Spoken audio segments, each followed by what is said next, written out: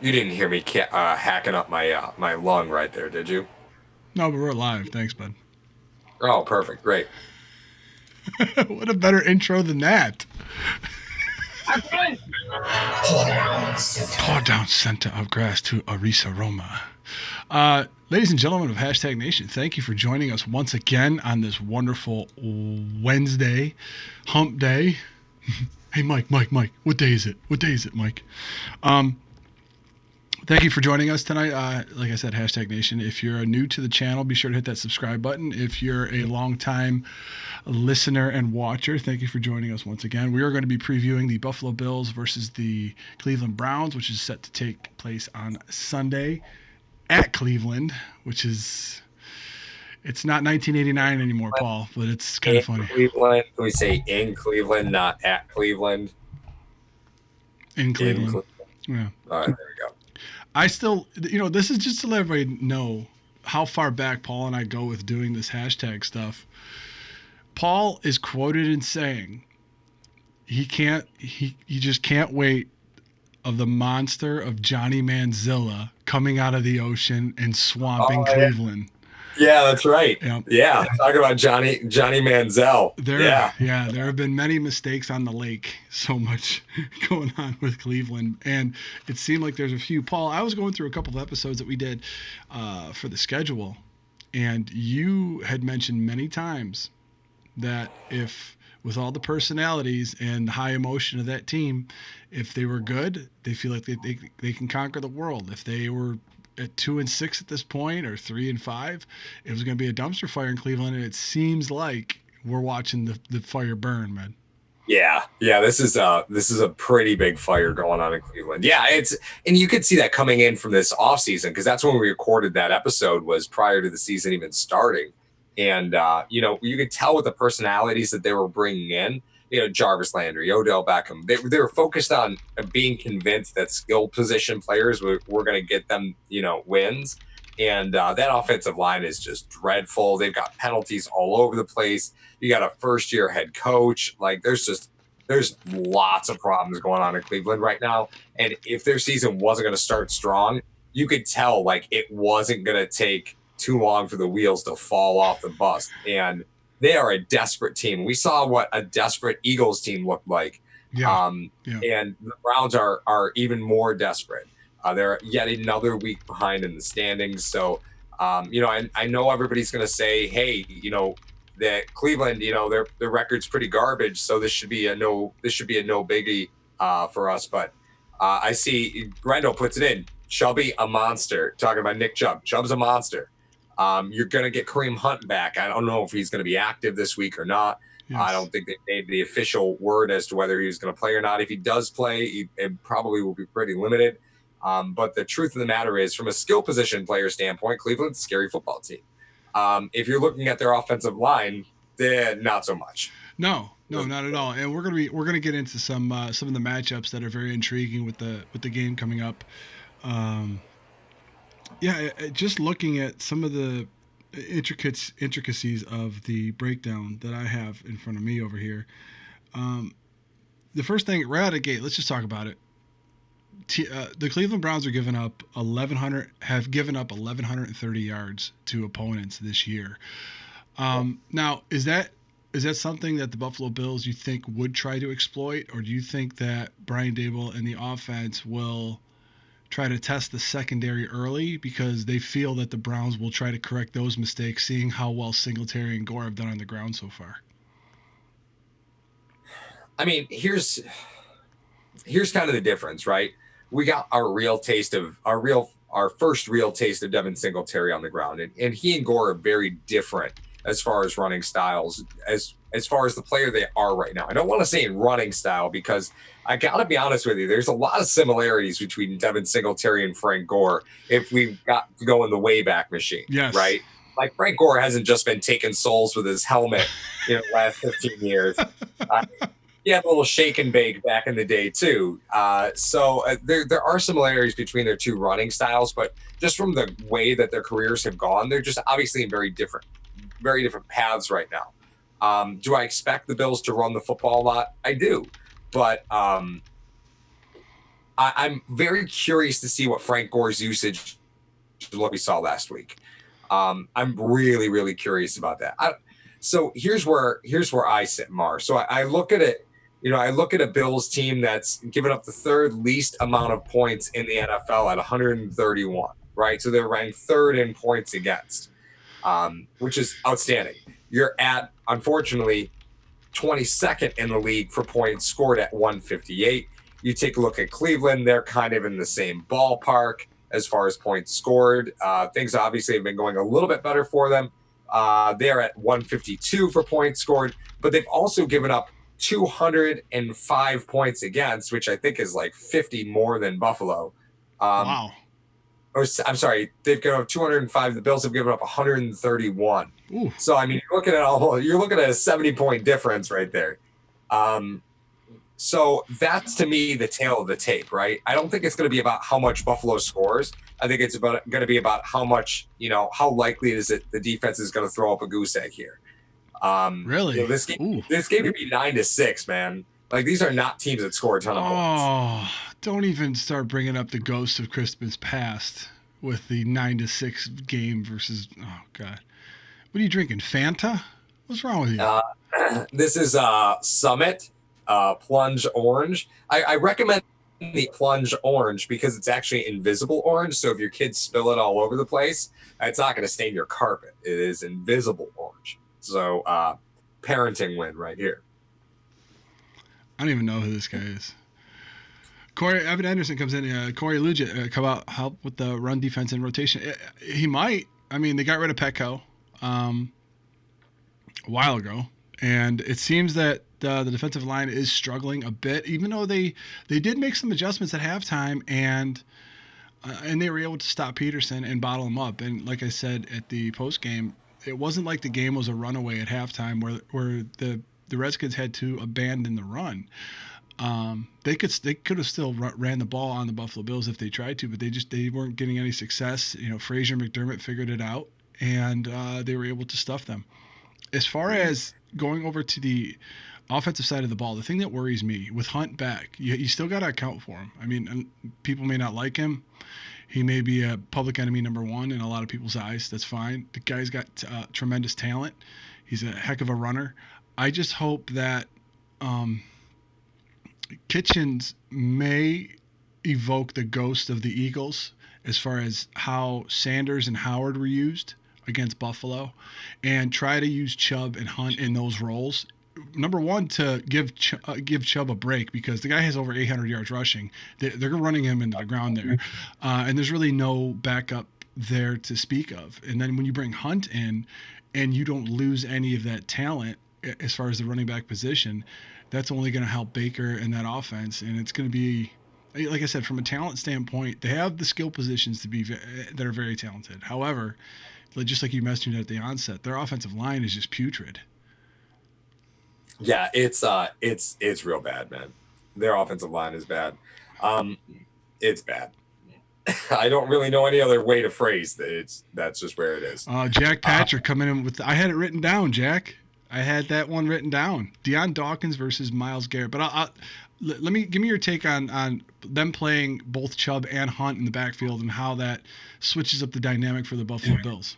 So I think if you're going to compare them against the Eagles, right? Yeah. Two very different. If you're gonna go tit for tat here, yes. Jordan Howard is more like Nick Chubb, but are they really similar? Not really. Chubb's a monster. He is. Yeah, he is a monster. He's a big monster. I look at it this way, right? The things that made Philadelphia's run game successful were not necessarily scheme driven, right? The reason their run game was successful was, and I know they signed Corey Luckett this week. I don't really feel like the Bills were stopping the run, were having trouble stopping the run because of a defensive line problem. I really don't feel like it was defensive tackle. When you go back and you look at the last couple film rooms, you just see Edmonds getting sticky on blocks with guards. And I think it's fair to call out some of the differences because you're asking Tremaine Edmonds to play middle. He has historically played outside. And there's very, very major differences between the things that he could do outside and get away with versus the things that he can do inside and get away with. I look at Tremaine Edmonds just chopping wood, waiting for the running back to get to the second level. And it's just frustrating. I don't feel like the defensive line is really the struggle here. I really don't. I love Tremaine Edmonds, the athlete. I'm struggling a little bit with Tremaine Edmonds, the linebacker. Yeah, a lot of people brought it up on the post game. A lot of things that were going on with Edmonds getting sticky inside. The Buffalo Bills have been going to primarily a nickel look. So obviously, everyone knows nickel. You take a linebacker out, you bring a corner in, which may have to be the case this week if you want to talk about. If you're talking about Higgins, Landry, and Beckham, you got to account for those guys. There's something you got to account. If they decide to go to a 3-wide set with the 2 backs, are you trusting Edmonds to cover Hunt or Chubb out of the backfield? I mean, that's something that they could do. They could go, because Njoku went on IR. Ricky Seals-Jones, he was on the injury report. Let me just pull that up really quick for everybody, just so we're on the same page. Ricky Seals-Jones, he did not practice with a knee. They are hurting at tight end, so there could be a lot of those 3-wide looks that they have. And Landry, being as physical as he is, of a wide receiver, he could supplement the run game as a blocker out there for a tight end. In that respect, even though he was a full participant today, even though he was dealing with a shoulder injury, and Beckham was a full participant dealing with a groin. And let's not forget, Oliver Vernon also did not participate today with a knee. Yes. And he's a freak. He's just a freak. He is a freak, and he's the guy that allows Myles Garrett, even though he plays on the other side, to do what he needs to do, because you can't just double Myles, because Vernon will kill you. So you have to try to balance your line out somehow. I think the 3 tight end look will probably be more prevalent this week, either just to push Garrett out further and Vernon out further, and give those tackles a little bit of help, because that was one of the things that was mentioned very, very early. What do you think of the matchup between Dawkins and Garrett? Your honest opinion. I know what you feel about Dawkins as a tackle, first of all, but he has shown some improvement this year. What do you think about that matchup? Yeah. So first off, I want to get to Scott Blakely. Thank you very much. Much appreciated.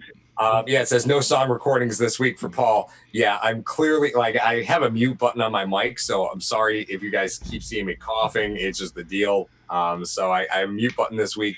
Stop drinking that generic Coke and Pepsi, or whatever the hell it is. I'm telling you, it's not the beverages. And he goes on to say, we don't think culture matters. Watch what happens this Sunday after the Bills win. Baker will shave his head for the press conference. Can we just talk about how funny the press conferences were for Baker Mayfield? The pictures that came out afterwards. I seen so many. I put one up on Twitter that was him and John Candy from Planes, Trains, and Automobiles, because that's what he looked like to me. But the best one I seen was a picture of him next to Josh Allen, when Josh Allen did that. I am from New York. I do play in New York. Remember that one, the whole press conference? Oh, yeah. And the caption simply said, "You versus the guy she tells you not to worry about." And it was Baker and Allen. There are a couple that really got me, right? So if you guys haven't seen the picture from the November 1st press conference, or November 1st? Yeah. Was it November 1st? Yeah, because it played Thursday, right? Yeah. So what was the picture is your dad who went out for cigarettes and never came home. Baker Mayfield looks like he finished 3rd at a Gardner Minshew costume contest. The owner of the house everyone avoids on Halloween. The manager of a vintage vinyl store. The one that I saw that was funny, it said, "Karen, I don't have anything left. Just let me see the kids." Another one said that Cleveland aged Baker Mayfield in dog years. He's a character, man. I really do believe that Baker Mayfield has the talent to be a very effective quarterback, but again, Baker looked like Randy Marsh. Zachary Dunham in the chat. So funny, dude. So funny. You guys are the best. I swear to God. I love you guys. Oh, my Lord. To get to the question on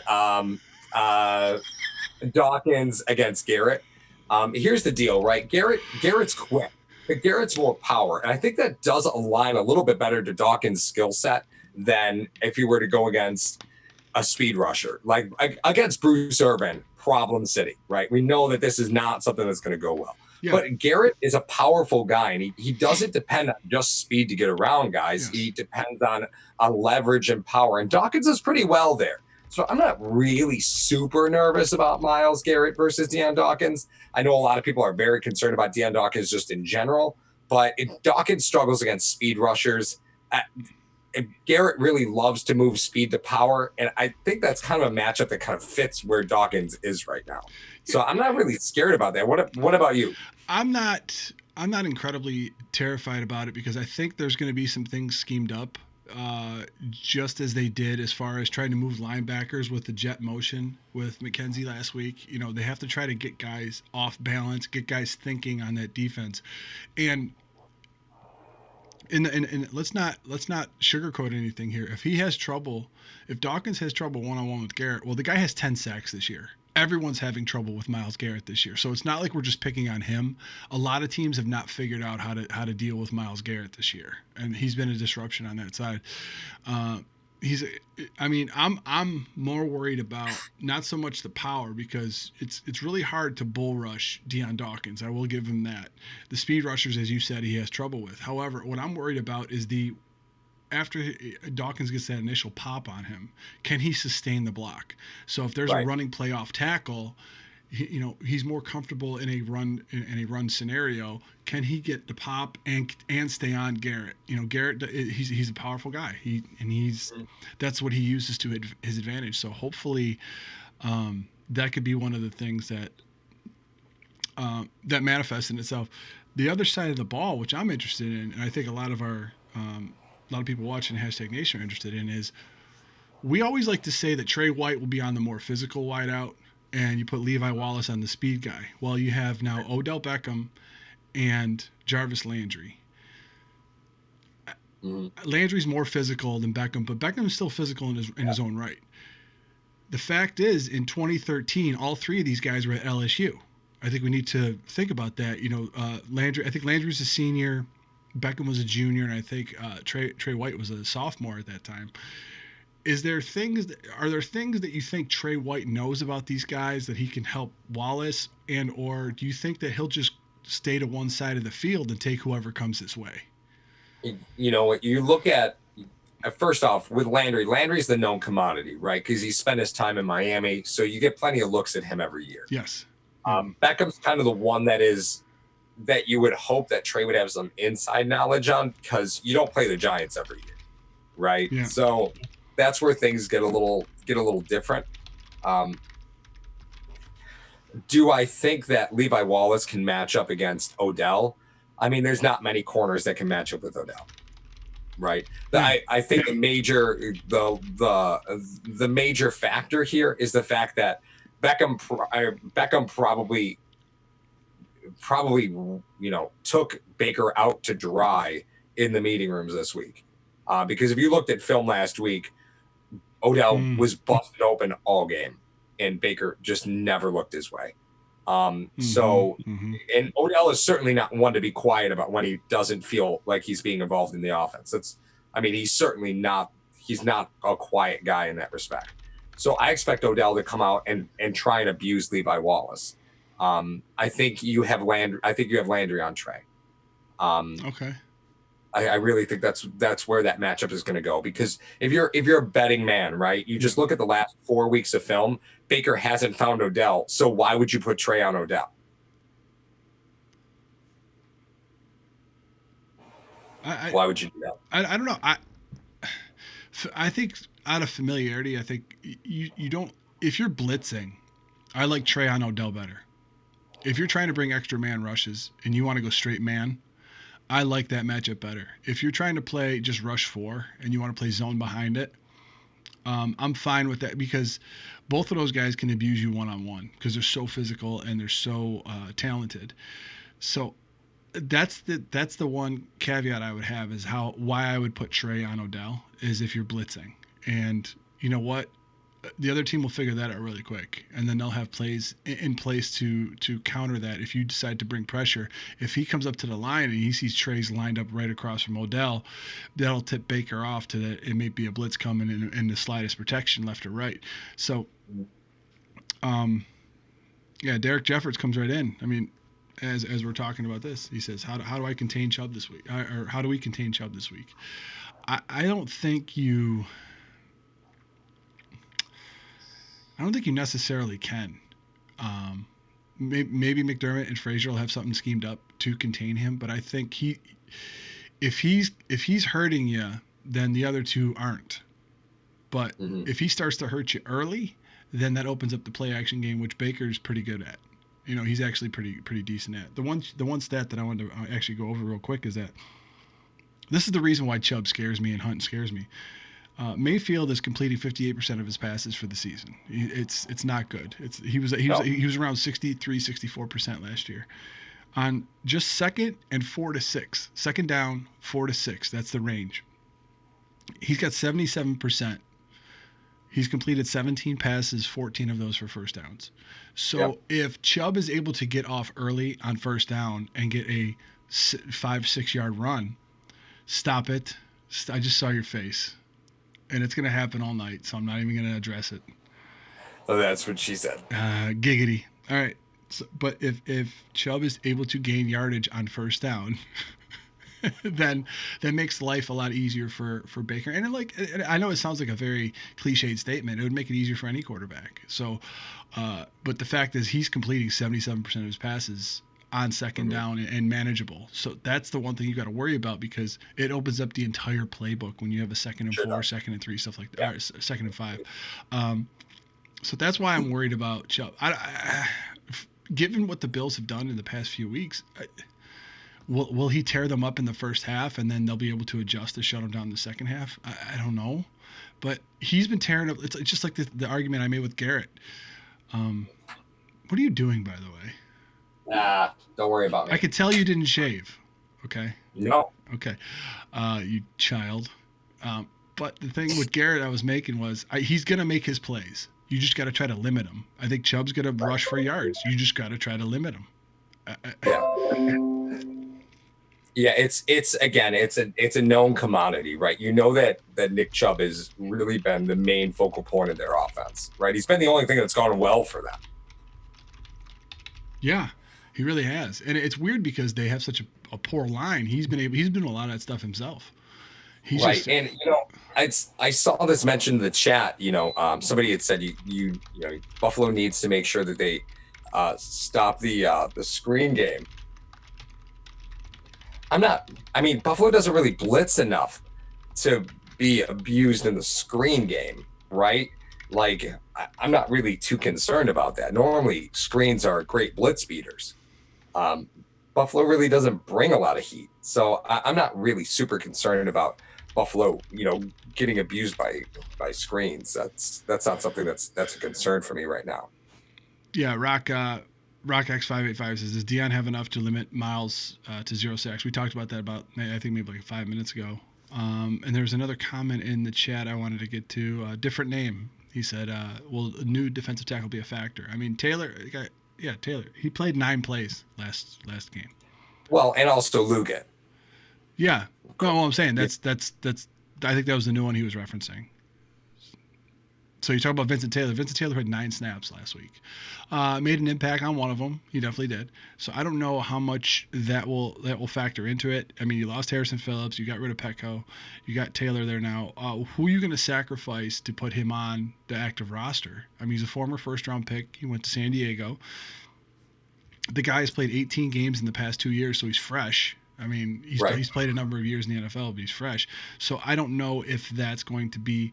I don't know if he'd be a huge factor, but it's definitely a plus for the Buffalo Bills in that respect going into the game.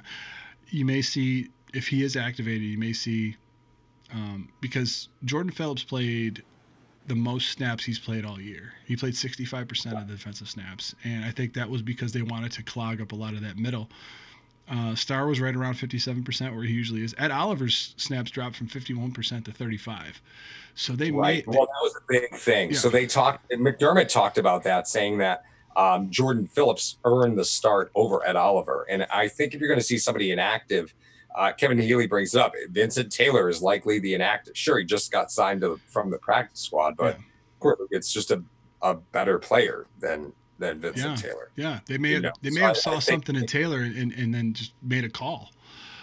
I initially thought Luke played for Carolina because I thought we were gonna have to do that again. I thought it was oh another Carolina thank God. connection. No, I know, right? No, not this time. uh, Not this time. but speaking of connections, and we heard about this week, it was actually pretty interesting. I just want to talk about it, and then we'll get back to the chat. What do you think about the defensive coordinator, Steve Wilks? He was a defensive backs coach for Sean McDermott down in Carolina for 5 years, and then he ended Mm-hmm. up taking over as defensive coordinator in Carolina, and in which he went to the, he ended up going to the Cardinals, and he was one and done there. Now he's back in Cleveland. What do you think? Who do you think holds the advantage in there? Do you think that it's because there's been 16 games on Wilks as a head coach commanding his own defense? Do you think the 16 games when he took over for McDermott will be the telling sign of how he's going to run his defense? The 8 games this year for what he's done and the similarities, you take all those, or is it a personnel type of thing where Wilks will know what the secondary will do for the Buffalo Bills, and he's probably talking to Baker on ways on how to exploit the secondary of the Bills. Mm-hmm. The Bills coming in expecting Chubb to run a lot. Who knows? What is your take on that type of connection, and how much does it really impact the game itself? So here's where I'm going to go with this, right? So Wilkes had a very adventurous time in Arizona, and the truth is, he got that job when he probably shouldn't have. Right? That hire didn't make a ton of sense. Most people went, Wilkes, really? So here's the deal. You and I both know, we talked about this off the air.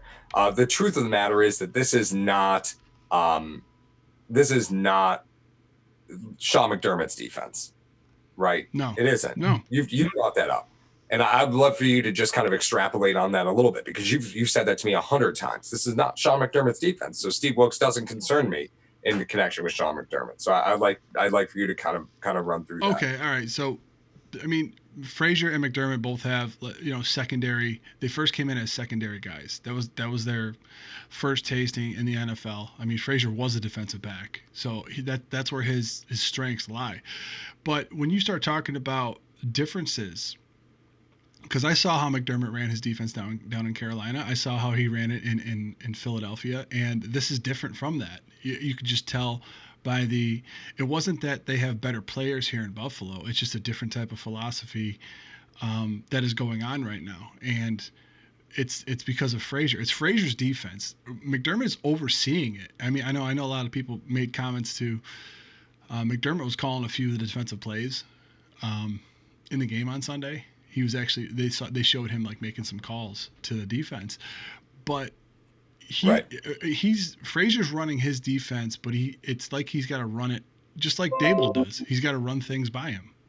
You know what I mean? He's Mm-hmm. got to say, listen, okay, Frazier has a specific defense that he wants to run, and if you look back at those old Minnesota games, uh, he was more hands-on in Minnesota. Frazier was with his defense, and that's Yeah. what you're seeing. The similarities lend themselves to those Minnesota teams more than those Carolina and Philly teams that McDermott had.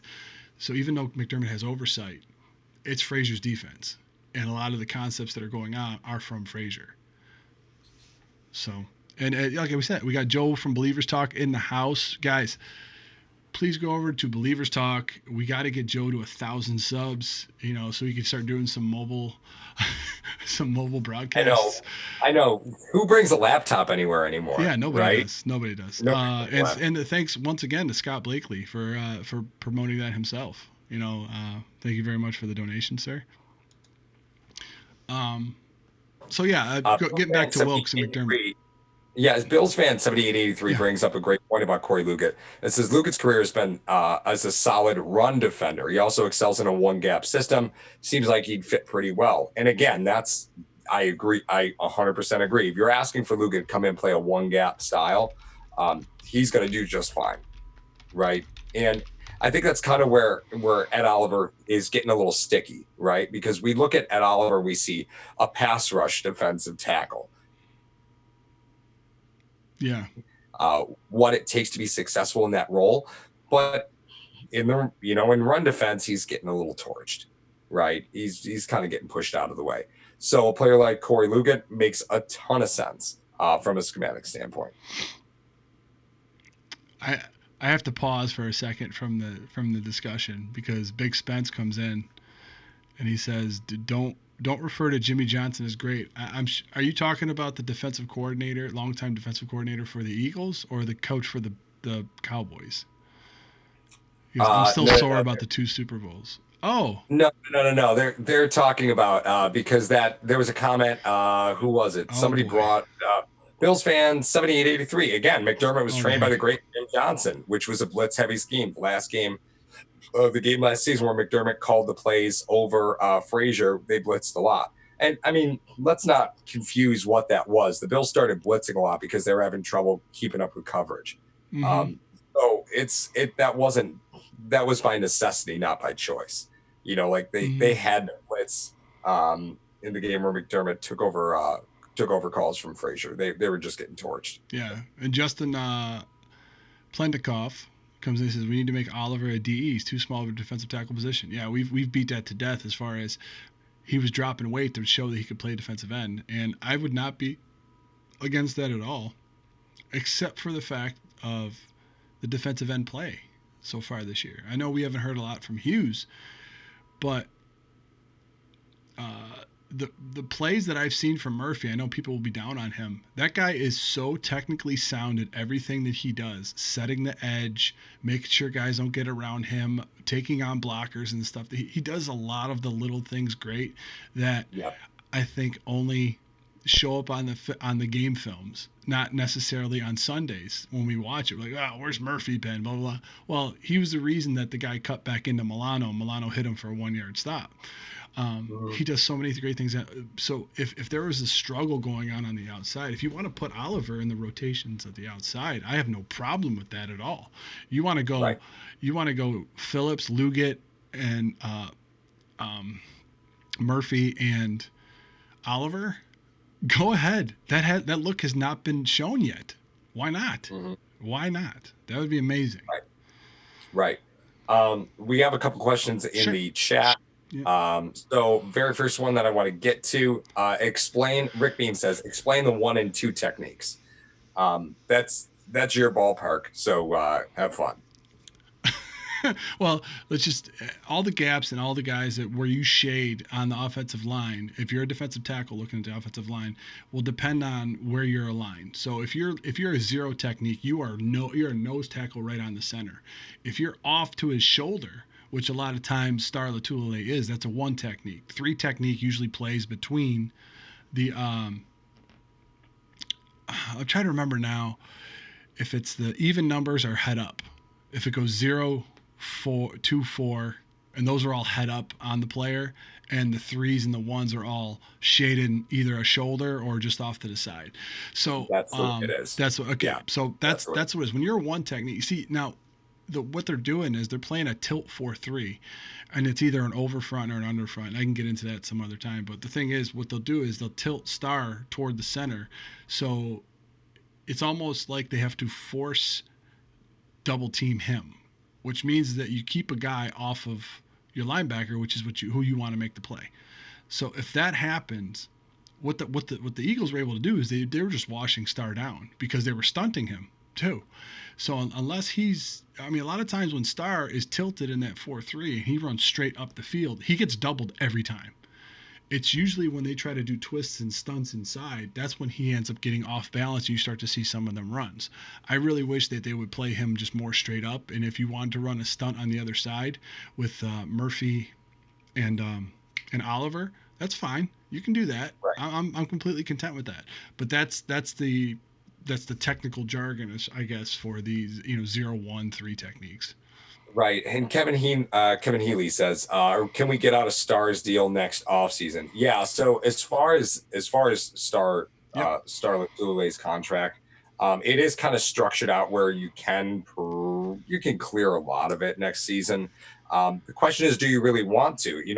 The thought of moving Ed Oliver out to defensive end is actually a very interesting one, because it doesn't really fit what typical Sean McDermott defenses do with that defensive end position.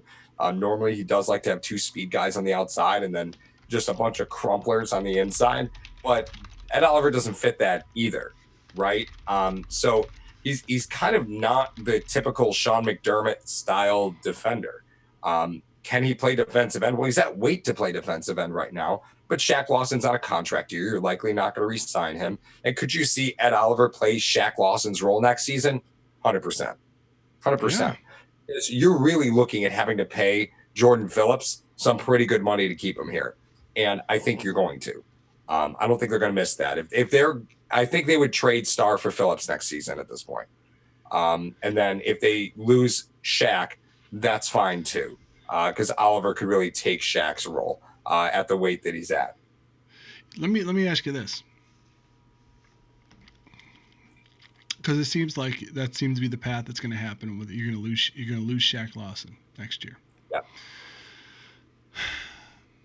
More than likely, unless something happens, you're probably losing Lorenzo Alexander too. Yeah, probably. Okay. Could, if he stayed at the weight that he is currently, could Oliver play Lorenzo's role? Because Lazo will go at defensive end and defensive tackle, and that's where he rotates. I'm saying if you have Starr and Luget and Phillips, and the other Phillips comes back, you have an embarrassment of riches at the defensive tackle position. Yeah, no. No, you don't think so? I don't think so. Because the difference is Lorenzo still has a threat of dropping into coverage. And we saw what dropping a defensive lineman looks like into coverage. We've had the great misfortune of seeing it a few times here in Buffalo recently. And actually, we saw it last game against the Redskins, where the Redskins dropped into zone coverage, rushed three guys, and their best pass rusher had to cover John Brown. So I don't think anybody in the world wants to be signing up to drop Ed Oliver into coverage. Nope. I'm not signing up for that at all. Yeah, they do drop them out. I remember them dropping Jim Johnson out, or not Daryl Johnson out. Sorry, we got the Jim Johnson kick now. I see them do that quite a bit when they want to do an odd man blitz with the secondary, any kind of secondary player, Teron Johnson, Jordan Boyer, anybody else like that. They'll drop the other side of the line. And they do it rarely, but they still do it. Would you ask Oliver to do that? No, you'd probably have a defensive end in there to do it on that play. You would rotate him in. So, Naveed says, what does Latulue mean in Hawaiian? Expensive. That's what Latulue translates to. We did an episode. We cut it in the Wayback Machine. If you guys look it up, I could put it actually in this episode. We actually broke down his contract. And Naveed brought it up in the chat. He said, listen, if you designate Starr next season as a post June 1st cut, you save $7 million and you take a $2.6 million dead cap after his third year. I mean, that $50 million doesn't seem too daunting now. I mean, Bean has been very smart with his contracts, with his players. He just doesn't pay him. You're not in the ballpark or the realm of, I have to start this guy because we're paying him this much. It's right. He better earn this, or by the third year he's done. I personally don't think he's doing as horrible as everyone else, but that's just me. I may be biased, but I'm just going on the tape itself. And I don't think he's playing as horrible as everyone thinks he does. I think he really does. Now, his job is to keep guys off of Milano and Edmonds. That's not what he's doing. He's not doing that. They're getting second level on him. But some of the plays that I see, they're doubling him and a tackle's going second level. And a tight end's coming in and blocking down on the defensive end. I will say that has happened quite a bit. So, Derek Jeffords asks, "What are the chances this week we blitz with our cornerbacks and safeties against Cleveland?" We saw Trey on a blitz, man. That is something that they'd never put that on tape. No. Trey does not blitz. That is showing Cleveland, hey, we might come off the edge with these guys, even though, But if you want to talk about the corner or the wide receiver skill positions of Washington compared to Cleveland, I don't really think that's a comparison either. So there's a reason why Trey was able to blitz off the corner. Number one, it gives them tape. It gives Cleveland tape to actually study and be like, okay, we have to account for this. When's this going to happen? When are they going to do this? Because Trey does hover around the line quite a bit when he's covering man. Sure. So Yep. it could be one of those things where you got it'll just give Baker something to think about. Plus, the fact is, just as we talk as much about Josh Allen being a young quarterback and just starting to develop in this league, well, Baker's only in his second season with Kitchens, and Kitchens is his attention is divided quite a bit between being the head coach. So it's not like he's getting that one-on-one attention with Baker to coach him up, and Baker's is struggling now because of that. So it has to do with their offensive line too. So I think if we're able to control the line itself, force Baker to have to throw on 2nd and 10, 3rd and 10, he's going to struggle quite a bit. If you let them get into 2nd and 5, 2nd and 4s, it's a crapshoot. It's going to be a crapshoot on Sunday. Right. Right. So Joe from Lever's Talk says Borquest, or however how you pronounce our punter's last name, leads the league in punts for touchbacks. Not exactly the category you want to lead in. He also had like a 22-yard punt last week. Oh, what in God's name was that? Did he forget what leg he kicks with? That is. He might have. Come on. He might have. We all know that we've tried to throw with the opposite hand, right? And we all know how this goes. You know, you throw, your elbow goes all forward. You look like you're new. What, you get the ball and goes, man. It's like a shot put. It was brutal. It was brutal. How we don't have a new punter, I have no idea. Because it's been weeks of this.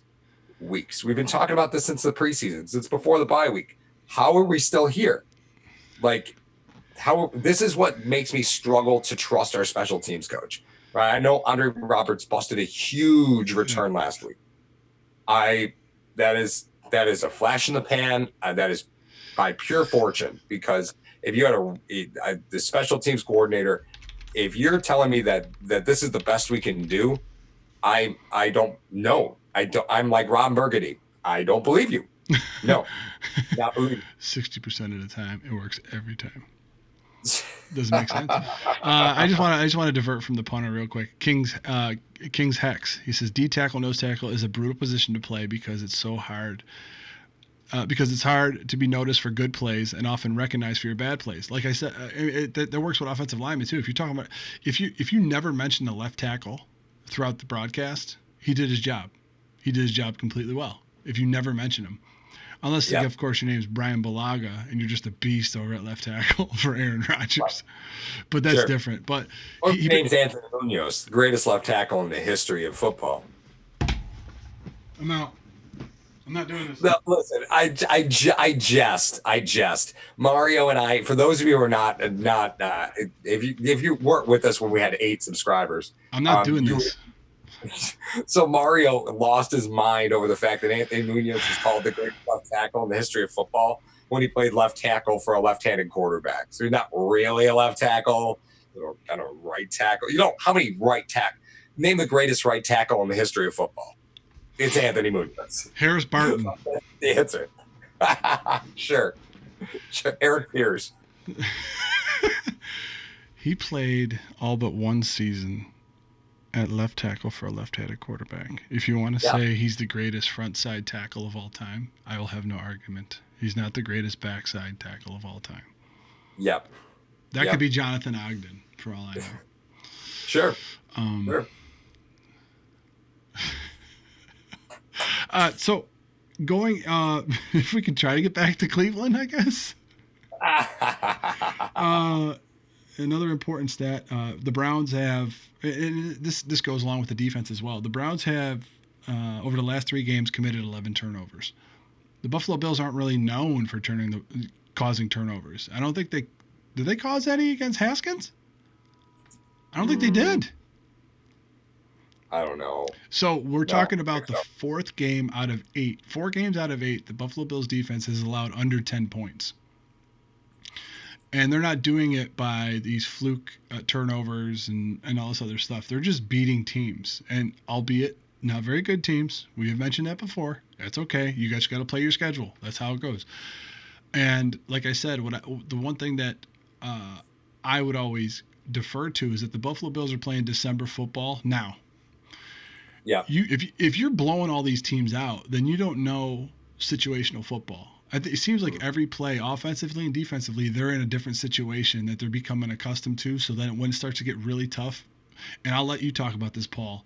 The gauntlet they're going to run, if you just want to talk about it briefly, the gauntlet that the Buffalo Bills are going to run through after they play Cleveland and Miami and Yeah. Denver, I think. Cleveland, Miami. Oh, Yeah. when it starts with the Cowboys. So just touch on that briefly. I just want you to tell everybody that one. Yeah. So, I mean, it's going to be a real high and low for just looking down the road a little bit for the Bills.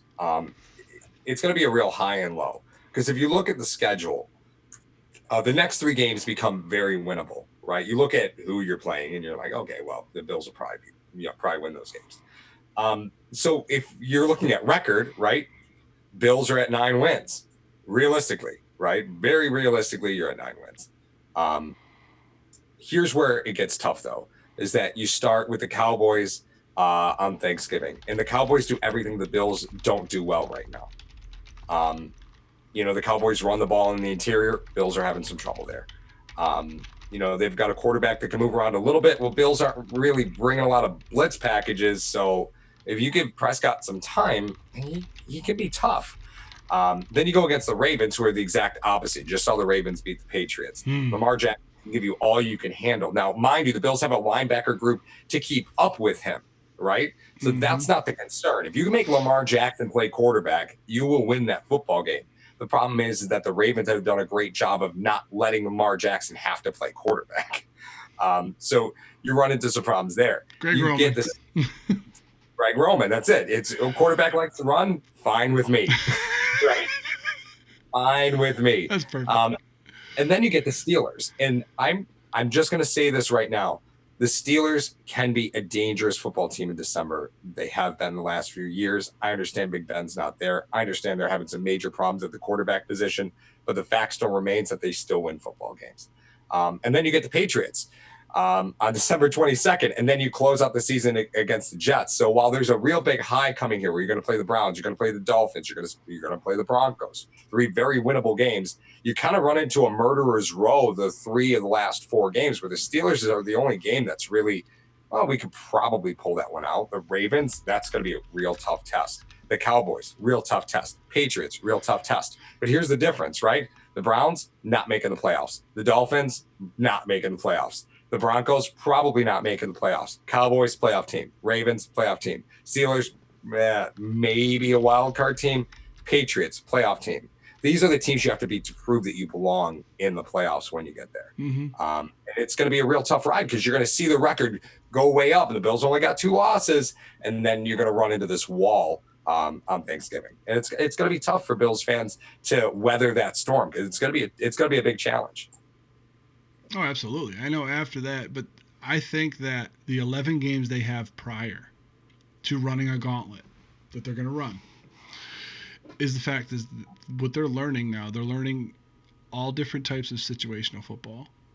They're learning that you got to work for this. You got to work really hard for this to work. You're just not going to roll over teams. Right. Now you're talking about a 24-9 game. They played very sound football. They didn't turn the ball over. I think in the last 89 attempts, Allen has not thrown an interception in the last 89 attempts. Last 3 games. Albeit his fumbles, not good. We understand that. So frustrating. But the thing that I go back to as far as that real quick, I mean, he had 89 rushes last year. 22 of them were design runs. He started 12 games. Or 11 games. I think he started 11 games. You're calling two plays that he has to run. And we all know what was going on last year. He had an abysmal line. It was one read and out. And that's what it was. This year it's a little different. When he tries to revert back to the things that made him comfortable last year, it's one read, throw it. If it's not there, okay. But he has to get better. We all know that. And the biggest narrative that was going on this week with the Buffalo Bills is that a lot of people were saying, hey, the Buffalo Bills won. They're 6-2 and everyone's complaining. Well, while I agree that some people were doing that, I think when I talked to you off the air, Paul, we were mostly saying that, hey, they still have some things they can improve, and they haven't peaked. They're 6-2 and they haven't peaked. How amazing is that? Right. So in that respect, we were just saying, listen, offense and defense can get a little better. You like you said, we need a new punter. We definitely need a new punter. But it's a fine line between being objective and being a pessimist. And I Mm-hmm. don't think we're pessimistic at all. I think we're just talking about, listen, this is what the team needs to do. Uh, does Allen have to be more efficient? Yeah. Does the offensive line need to be? Yeah. Everybody could be better. But being a 6-2 while you're still learning is amazing. Is absolutely amazing. So I want to bring something up because one thing that we saw last week, because I see a lot of people asking about why doesn't Cole Beasley get more targets, and we can True. definitely talk about that. But I want to talk about Mackenzie last week being a very big part of the game plan. Even though he didn't get a lot of touches, Mackenzie, I saw Mackenzie run that jet sweep package Mm-hmm. 7 times, 7. right? Yep. And in the first quarter, they ran the jet sweep package, giving the ball to Mackenzie, play actioning, and then handing it off to Singletary. So they gave all three variations in the first 2 drives, Mm-hmm. right? Which I thought was a little aggressive, Okay. right? Because they're the same look over and over again. Yes. But why wasn't Mackenzie active against the Eagles? Because he was such an integral part against the Redskins. Why was he inactive against the Eagles? If that jet sweep package is really such a big part of the Bills' offense. Because the jet sweep does a lot of cool things for your offense. It holds the defensive end. It causes the linebackers to freeze a little bit. Like it does some good things for you to win matchup battles. But why wasn't Mackenzie active against the Eagles if he was such an integral part, but he was not on the injury report at all? Did you just put it on a tee for me? Are Yes, you you're setting welcome. me up? Thank you. I appreciate you. Um, did you ever try to run a jet sweep on a wide 9? Yeah, so explain that a little bit because I know that we wide nine may Okay. sound familiar to people, Yeah. but extrapolate what the wide nine is If you because were, Schwartz was here in Buffalo, yes. but that was a while ago. Oh, it was. Yeah. When Schwartz is here, he loves to run with the concept of the defensive ends. It's called a wide 9. The 9 is where the gap, kind of like the outside where, we talked about 0, 1, and 2 and all that stuff. Wide 9 is when your defensive ends play a little bit wider than their normal alignment, and they're tilted toward the quarterback. So it helps them to take a more direct route to the quarterback when they're rushing, and it keeps everything inside. It funnels everything inside for the whoever the running backs are of the opposing team. So if you're running a jet sweep on a wide 9, you're handing, if they're already wider to begin with and they're coming up the field at that type of angle, and you run a jet sweep into it, you better have 2 or 3 more Mackenzies on your practice squad because he's going to die. It's just not. It's Yeah. not a successful play. Now, could the Bills still have put Mackenzie in there, and ran that, and just ran play action off of that, and just either handed it to Singletary? They could have done that. They definitely could have done that. The Washington Redskins don't play a wide 9, but they have very aggressive. Landon Collins likes playing in the box, and so and their middle linebacker Bostic is their leading tackler. He's all over the field. So what do you want to do? You want to get him off balance, right or left. That's the one thing you want to do. So by running those jet sweeps, you get them to at least think about what's going on. So there's a second of hesitation, and when that happens, you're also helping your offensive line because they're shifting where you want them to go for when you set up your blocks. So all of that stuff intertwined, it just wouldn't have worked well against the Eagles, and they decided to go with Duke Williams as a bigger wide receiver against a very poor secondary, which they weren't able to expose in the Eagles. So I'm not, like I said, I said a couple times on the post game and all that stuff. I don't mind that at all.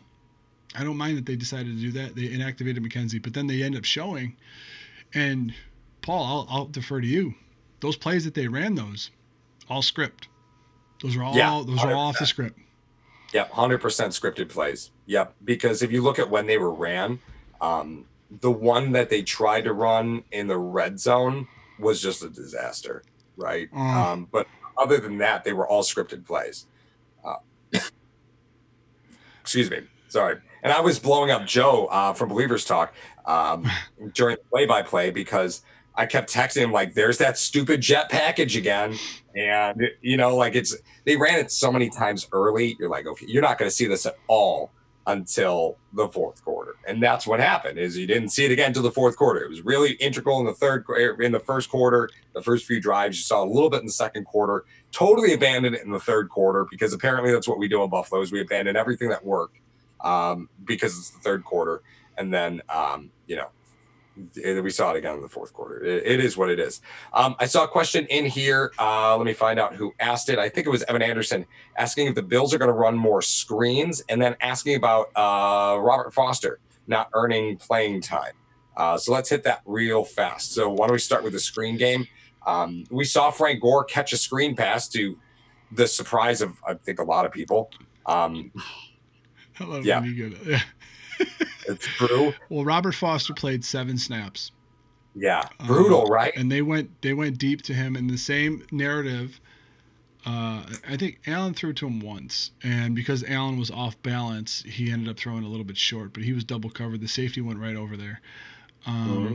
Well, that happened a couple times. So there was Yeah, a pass that Allen threw to John Brown on a comebacker where Foster was on the opposite side, and I was happy to see Foster on one side, John Brown on the other, but Foster was just running to go.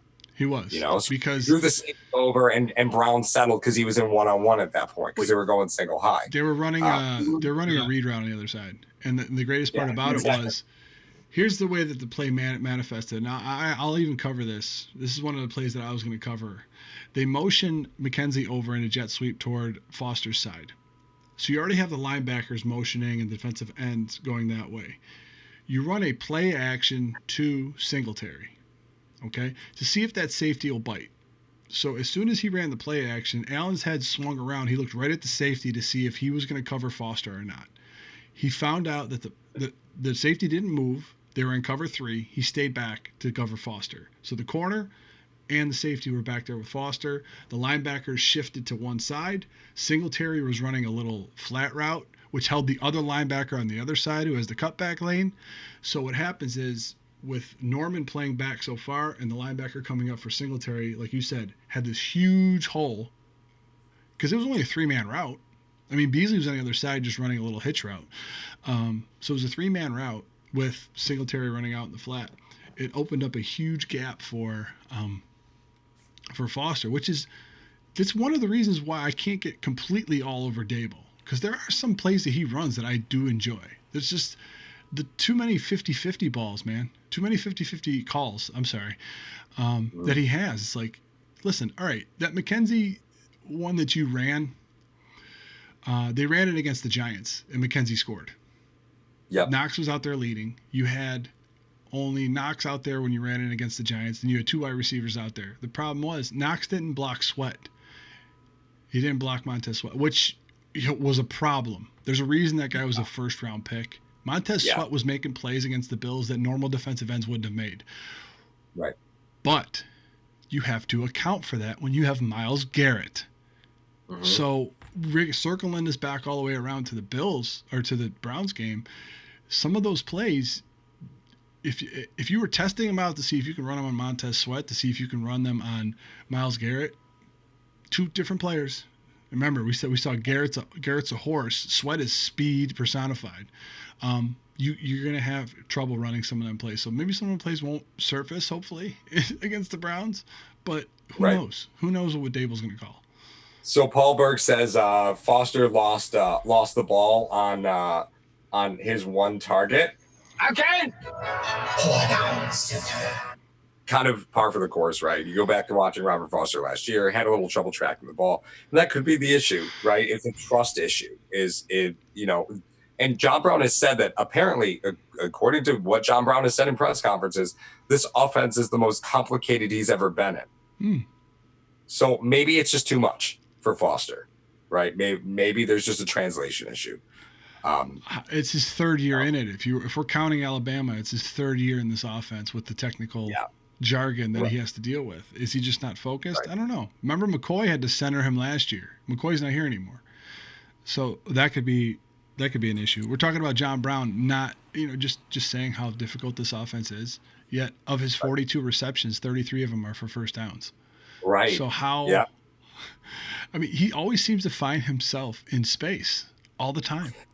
Yeah, he beats zone really well. That kind of gets me over to Cole Beasley, right? Yes. So we see John Brown as being, the number 1 receiver on this team, and not a typical number 1, right? No. Really isn't. No. You think of a prototypical number 1, John Brown's certainly not it. No. So why is Cole Beasley walking away with 3-4 targets a game?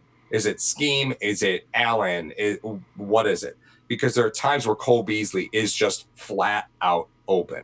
Um, but why is he not the primary read? Let me rephrase that. What would it take to make Cole Beasley a primary read in this offense? Inside the 10, throwing him a touchdown pass because nobody can cover him, man. Right.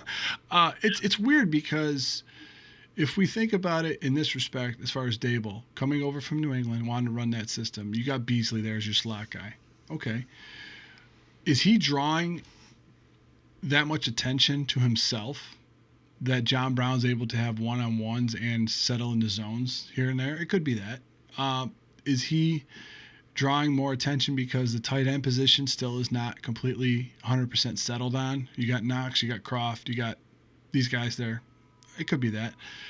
I don't know. There's times where Allen will go to Beasley when he's covered.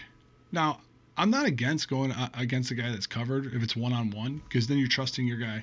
That throw he threw to Brown where he thought they were offsides, he trusted Brown to make a play, and he did. Right. Um, Daniel Gari says nobody can cover him the other 90 yards either, Mario. That's true. That's very true.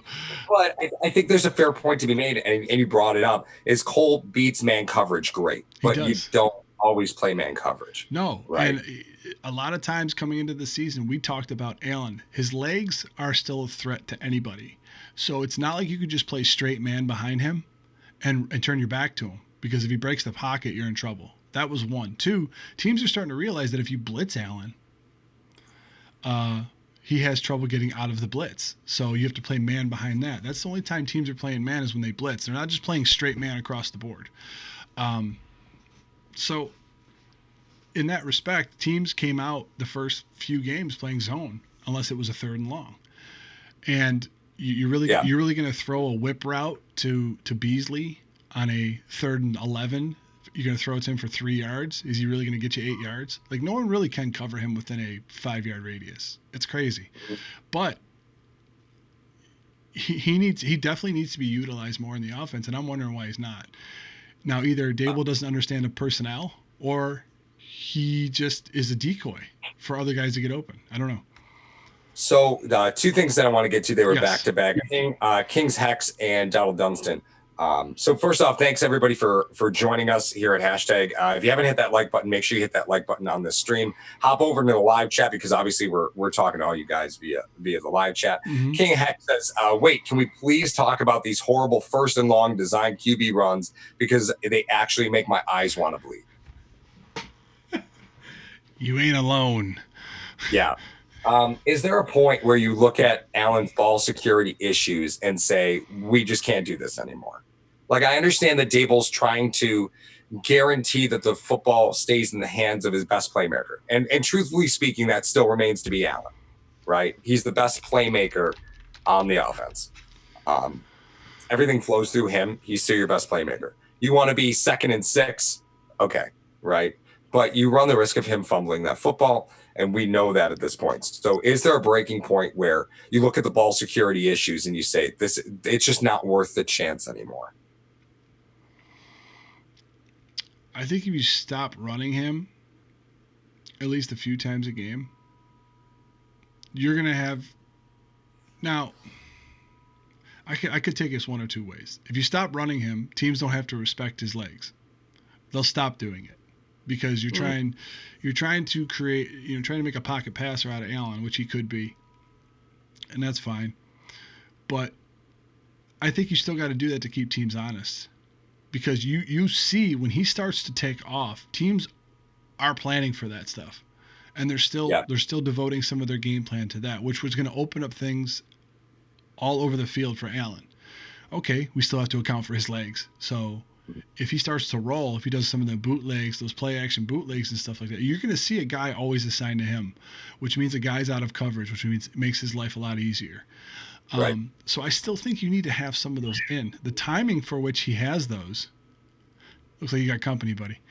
The timing for which he has those is just not, I don't like the timing of some of them calls that he has. He really needs to, when Dable wants to call those, I just don't like them. And Yep. what was the other back to back? I scrolled up. The next one was I still need someone to explain to me why we're going with an empty backfield and shotgun plays within 10 yards of the end zone. So I'm actually going to take this one. So one thing that you're seeing is the Bills often will run wide sets or run five wide. And you'll notice that it's DeMarco and Singletary that are out there. So they'll run 21 personnel or 12 personnel, but go five wide. And the reason they're doing that is because it puts the defense at a little bit of a disadvantage, right? Because they're looking at the personnel that's out on the field and they have to account for that. So what they're doing when they go five wide, look at who's out there. Is it Singletary, DeMarco, and Dawson Knox? Is it Croft, Knox, and Singletary or Gore? Like, are they in 12 personnel? Are they in 21 personnel? Are they really five wide? Is it four wide receivers and a running back? Typically, the reason they're going five wide is because they're in heavier personnel and they're trying to take advantage of a matchup. That's what they're trying to do. Yeah, I think it tips off the coverage for Allen because a lot of times teams have been playing zone where you typically play man inside the 10-yard line. Now teams are playing zone to try to account for Allen's legs Right. instead of just assigning a spy, and that's what's happening. Oh my God, that play! I know we got to get going because we're nearing the end of our stream here, but that play that where Lee Smith was going to be the primary receiver when they got down to the 2-yard line and Allen ended up taking a sack. Paul, we've talked about this play. We've definitely talked about this play. If you guys don't know, it's when he ran the play action to DeMarco. Gore ran a swing route, and then Lee Smith tried to run to the corner of the end zone, and Allen ended up getting sacked for 7 yards. That's one of the areas where we talk about Allen, where he has to get better. If Gore's not open, Smith isn't open, put that damn thing in the 10th row and live to play another day. You're on the 2-yard line. It's going to be 2nd and 2. Just chill. Right. You know what I mean? He ends up taking a 7-yard loss, and then there's another loss on the Mackenzie jet sweep. Yeah, that goal line stand was just a disaster. It started with the direction of Allen trying to make something out of nothing, but with the play on first down on the 2, your only 2 routes were on the left hand side. Neither of them were open. So instead of just throwing it into the stands like you should have, you try and run back to where all the defenders are.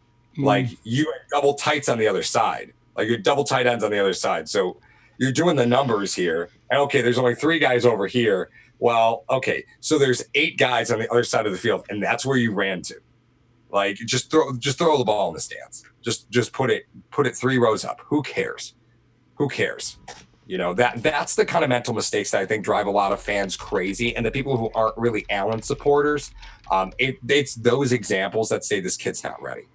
And it's understandable why somebody could see that, because that's a mental mistake. That is something that should be coached out. It should already be coached out. It's 1, 2, 3, not there. It's first down. We're on the 2-yard line. We're good here. We're just gonna get rid of this. Not every play needs to be salvaged, because that's not the first time that Allen this season has taken sacks in situations where he simply hasn't needed to. Yeah. Absolutely. He just needs to just stop trying to be a hero. You don't have to make every single play. Snarl brings up a great point, and we, like I said, we got to get out of here, guys. Thank you for joining us for the broadcast. But Snarl says that if he's capable of an audible yet, I think he has that capability. He has the capability to audible. Might be asking a lot at this point. He does have the ability to call plays. He gets a run and he's a run play and a pass play. He calls it the line. And he's able to check it. The one thing that Manning was so good at doing, Peyton Manning, people used to tout him for his audible, and I'm not saying he should do all this other stuff about Manning. Here's the only thing I want to bring up as a comparison. Manning would check. He wouldn't try to get into the perfect play. Because people would talk about him after. This is like a documentary I saw. He wasn't trying to get into a perfect play. He was just trying to get out of a bad one. I think Allen needs to realize, and that's where the maturity is going to come in for him.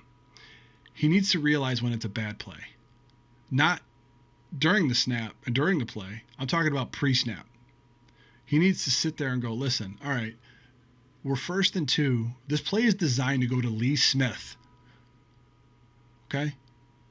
So he runs play action to DeMarco, looks, but before that play, he needs to realize, listen, I only have 2 options here, and they're both on the left-hand side. If this doesn't work, I got to throw it away. Then 2nd down and 2 from the 2. I can't just try to run around and make a play. I'm not at Wyoming anymore. So I think he'll improve. I think there's some things that he'll work out of his game that he has from last year. I mean, we'd want to compare Allen from this year from last year, night and day. Well, I'll say that all day. Night and day. Yeah. So we got to head out of here. Thank you for joining Paul and myself for the the Browns preview and a little bit of extra stuff talking about the other players on the team.